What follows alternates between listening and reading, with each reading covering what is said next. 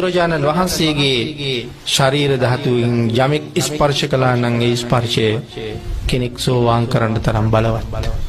ඒක ධර්මයේ එහෙම්ම සඳහන් කරනවා. ඒ ස්පර්ශය කෙනෙක් සෝවාන් කරන්න තරම් භාග්‍යතුන් වහන්සේ කෙනෙක් ස්පර්ශ කරන එක මොන තරම් සෝපත්ද? ඔය කතාව කොතනද කියන්නේ? ඔක කියන්නේ චුල්ලහංස ජාතකයේ. නාලාගිරිට රාකල ගෙඩි 16ක් පෝලා බුදුරජාණන් වහන්සේ ගාවට එවන වෙලාවේ අර අම්මා කෙනෙක් බුදුරජාණන් වහන්සේත් නාලාගිරිත් අතරින් පැනලා දුවනකොට ඇතා හැරුණේ අම්මා පැත්තට.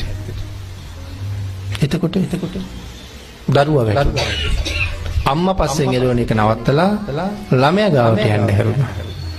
ඒ වෙලාවේ භාග්‍යතුන් වහන්සේ කතා කළේ නාලාගිරි උඹට රාකල ගෙඩි 16ක් පෙව්වේ වෙන කවුරුවත් ගන්න නෙමෙයි මම ගන්නයි.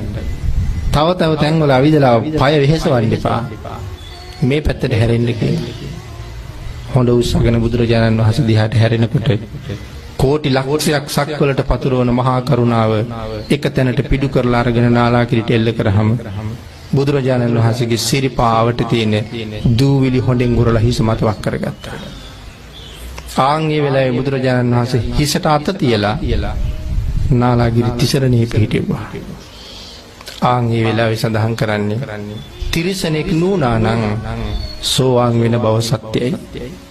මේ මහා හස්තිය. ඒක එක හේතුවක් සෝවාන් නොවෙන්න තිරිසන් වීම. අනික තමයි මෛත්‍රී භාග්‍යතුන් වහන්සේගෙන් පස්සේ පහළ වෙන ලෞතර බුදුරජාණන් වහන්සේලා 19ක් පිළිබඳව අපි පැරණි ග්‍රන්ථවල සඳහන් වෙනවා. ආන් මේ 10 දෙනා අතර 8 වෙනිය හැටියට බුදු වෙන්නේ මේ නාලාගිරි බව සඳහන් කරනවා. එහෙමනම් බෝධිසත්ව ධර්ම පුරණ තවත් බෝධිසත්වයෙක් නිසා සෝවාන් නොවිච්ච බව සත්‍යයි.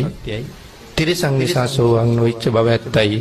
නමුත් භාග්‍යතුන් වහන්සේගේ ශ්‍රී හස්ත ධාතුවෙන් මුළු ලක්දිවම ස්පර්ශ කළා වගේ මේ ලංකා ධරණියේ බොහෝ තැන්වල වැඩ ඉඳගෙන සාගරය දක්වා මේ මහ පොළොව කම්පා කෙරුවා බුදුරජාණන් වහන්සේ විවිධ අවස්ථාවන් වල.